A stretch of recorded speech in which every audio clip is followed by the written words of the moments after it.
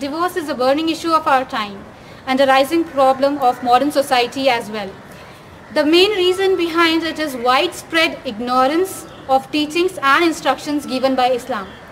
There is no doubt that divorce shakes the very foundation of family institution and leaves bad impacts on several of its members. That is why Islam says that this right should be exercised only when all other means to continue the marriage peacefully has failed.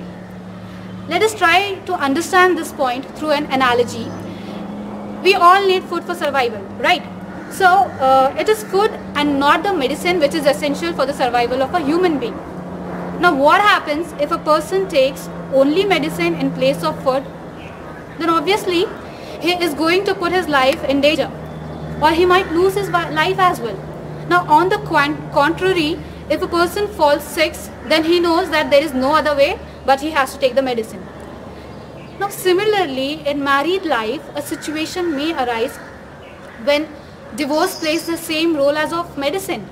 The use of divorce without considering its consequences would make the married life fall apart. But if there is no way to continue the relationship as a wife and a husband, then there is no choice but to opt for divorce. Today in our society, divorce has become a serious issue and misconceptions have been the root cause in doing that. Now, okay, we know a lot other issues are going on in the country, but Islam and Muslims have always been in the limelight. Around the world, debates rage about various Islamic topics, all topics invariably involving Muslims. So it's kind of we are living in a media saturated century. Okay, so what now? The attack by the media or the government on Muslim personal law does not come to us as a surprise. Coming back to my earlier point, a large segment of the Muslims suffer from ignorance about Islamic family laws, and many in the community do not follow all the laws in letter and spirit. Therefore, to bring awareness and sensitize the people about Muslim personal law, Jamaat-e-Islami-Hind organized a nationwide campaign, and today is the last day of the 15-day long campaign. The aim was basically to educate and uplift the Muslims, because it's only due to having little knowledge or ignorance that there is a violation happening in the Islamic laws. Now, like I said, today is the last day of the campaign. So does that mean our responsibilities come to an end with the end of this campaign? Or campaign or not, we be mindful of our duties? This is the question that we need to ask ourselves. You know, this is really a crucial time for the Muslim community as a whole, and we got to work on so many various fronts, so many different fronts. Okay, I'll just try to put it into points one by one. So point number one, commit yourself. You know, seriously, do this. Commit yourself for bringing a change for the better in Muslim society. There's a lot to do, and each one of us is responsible for educating the people on the correct guidelines of Islam and working towards bringing a change. Young or old, married or not, man or woman, we all are entrusted with the duty of calling people towards good and refraining them from bad. So just do it in whatever capacity you can. Point number two, quite often our actions do not represent Islam. So work on doing what you say. We really need to understand that we are into this because we have abandoned the teachings of Islam. We have deserted our duties as a Muslim.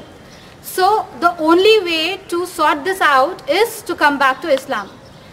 It is the responsibility of those planning to get married, or even those who are married already, to learn the rules that govern the marriage and ensure that they follow them. Now, like I said, coming back to Islam is the only way to fix our problems. Once we are cognizant of this fact, then all our problems will be solved as it is. Now, point number three, Imams must make the proper way to give talaq a topic of the Jummah khutbah and educate the congregations.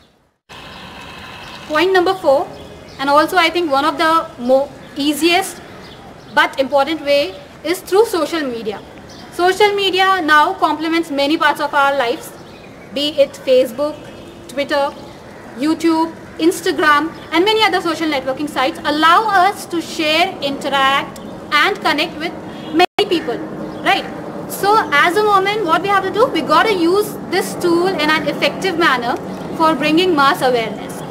Now, point number 5th, there should be marriage workshops where young couples are counseled on the correct Islamic way of getting married.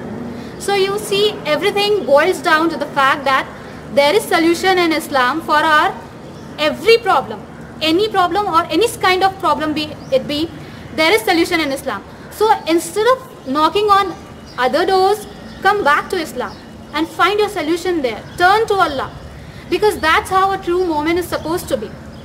So lastly, I would like to say, may Allah guide us to demonstrate the beauty of Islam by practicing it and not bringing Islam into disrepute because of our own ignorance and misguidance, and may we implement these laws in our lives in such a way that people accept their superiority and endorse them.